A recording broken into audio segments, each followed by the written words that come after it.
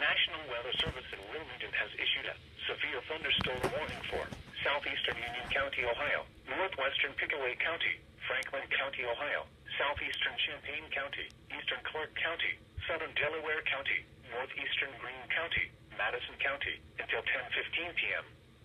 At 9:39 p.m., severe thunderstorms were located along a line extending from near New California to near South Charleston, moving east at 105 miles an hour. What?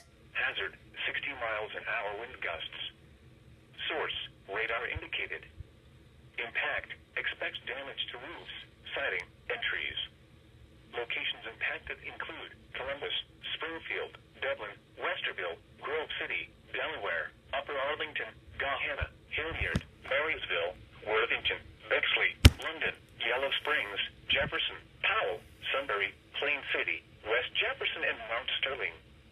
This includes the following interstates: Interstate 70 in Ohio between mile markers 54 and 106. Interstate 71 in Ohio between mile markers 76 and 129.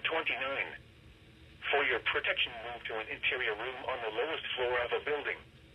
To report severe weather, go to our website at weather.gov/ILN and submit your report via social media when you can do so safely.